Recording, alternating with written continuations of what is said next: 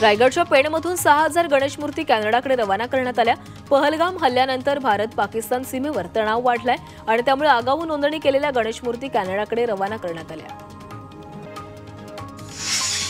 यंदा केंद्र सरकारने आतापर्यंत 256.31 लाख मेट्रिक टन गव्हाची खरेदी केली आहे।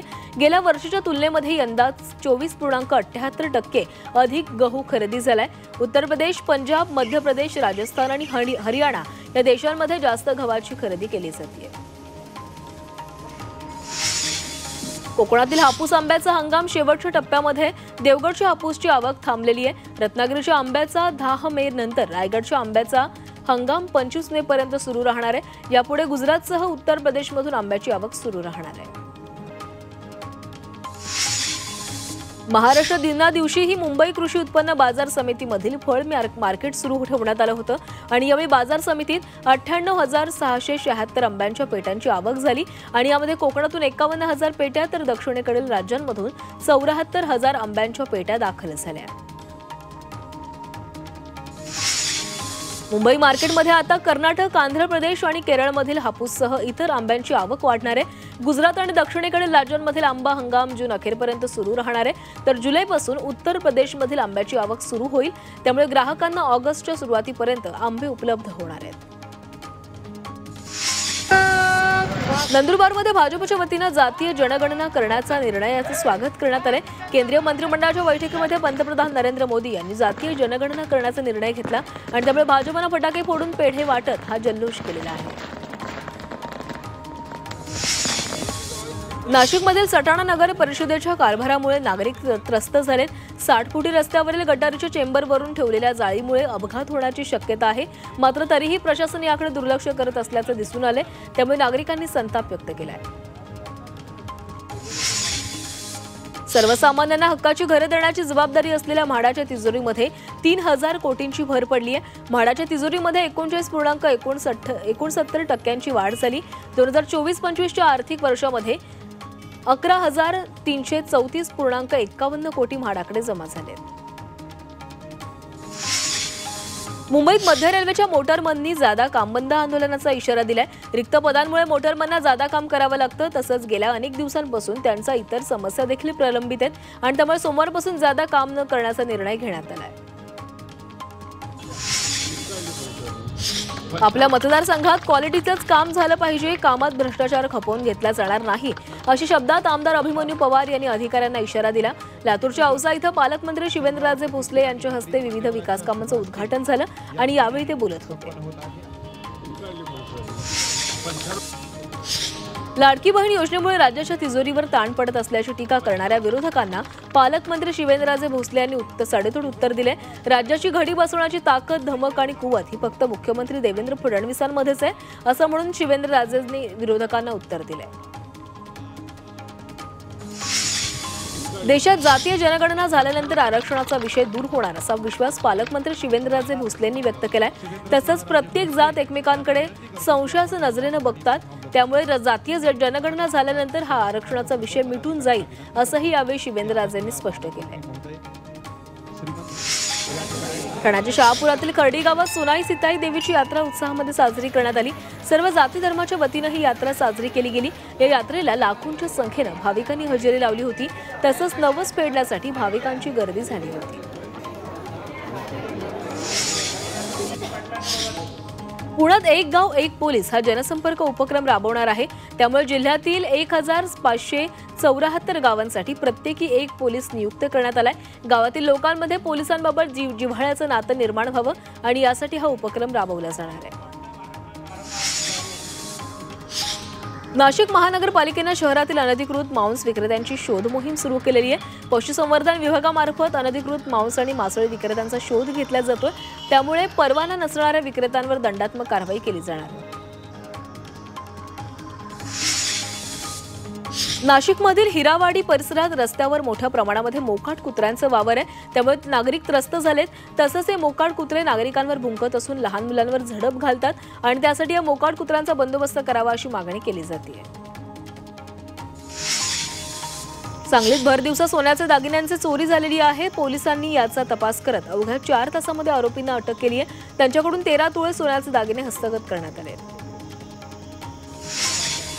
नाशिकच्या अंबडमध्ये MIDCतील कॉपर चोरणाऱ्या टोळीला अटक करण्यात आली।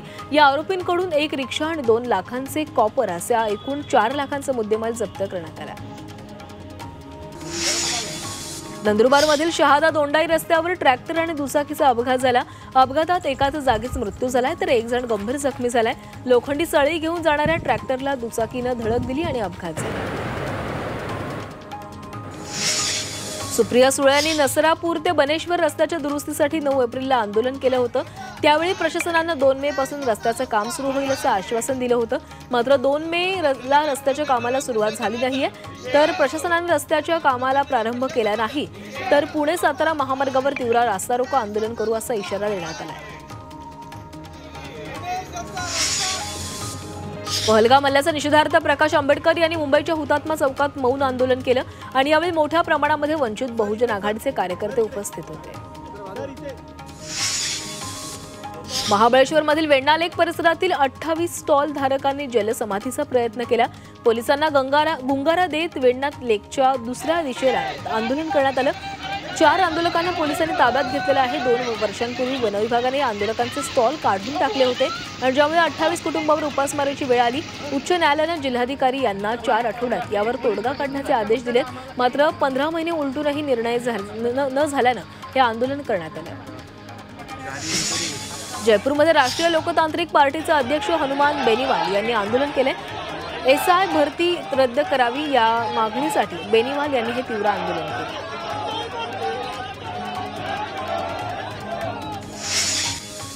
जळगावच्या अमळनेरमध्ये पाण्यासाठी अनोखं आंदोलन करण्यात आलं। शिवसेनेच्या उपशहर प्रमुखांची नगरपालिकेसमोर आंघोळ करण्यात आली। पिण्याचं पाणी येत नसल्यानं आंघोळ करत निषेध व्यक्त करण्यात आला। तसंच पाणी प्रश्नाकडे दुर्लक्ष करणाऱ्यांवर कारवाई करावी अशी मागणी त्यांनी केली आहे। बातमी वर्ध्यामध्ये ठाकरे पक्षाकडून धरणे आंदोलन करण्यात आलं। शेतकऱ्यांची कर्जमुक्ती करावी, कापूस सोयाबीनला योग्य भाव द्यावा, तसंच पीक विम्यामध्ये सर्व शेतकऱ्यांना योग्य लाभ द्यावा अशा विविध मागण्यांसाठी हे आंदोलन करण्यात आलं आणि यावेळी मोठ्या संख्येने नागरिकांचा सहभाग होता। अकोल्यामध्ये शिवसेना ठाकरे पक्षाकडून जिल्हाधिकारी कार्यालयावर मोर्चा काढण्यात आलाय। शेतकऱ्यांची कर्जमाफी करावी, पीक विम्यासाठी सर्व शेतकऱ्यांना योग्य लाभ द्यावा अशा विविध मागण्यांसाठी हे आंदोलन करत प्रशासनाला निवेदन देण्यात आलं। पूजा खेडकरनं ती मी नव्हेच अशी भूमिका घेत कोणतेही चुकीचे कागदपत्र दिले नसल्याचा दावा केलाय। सादर केलेली सर्व कागदपत्र योग्य आहेत, तसंच दिव्यांग प्रमाणपत्रही योग्य असून त्यात कोणतीही चुकीची कागदपत्र दिली नसल्याचं तिने स्पष्ट केलंय। मला न्याय मिळेल अशी अपेक्षाही तिने व्यक्त केलेली आहे। तपासात सहकार्य करणार असल्याचंही पूजा खेडकरनं सांगितलंय।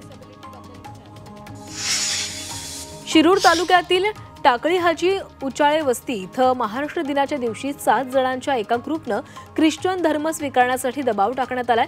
तसंच हिंदू कुटुंबियांना आर्थिक लाभाचं आमिष दाखवून धर्मांतर करण्यासाठी दबाव टाकण्यात आलाय। या प्रकरणी 7 जणांविरोधात शिरूर पोलिसात गुन्हा दाखल करण्यात आलाय।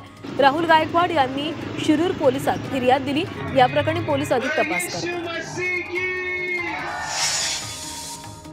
तुळजापूर ड्रग्ज प्रकरणाचं राजकीय कनेक्शन असल्याचं समोर आलंय। पोलिसांनी या प्रकरणात आणखी एका आरोपीला अटक करण्यात केलेली आहे।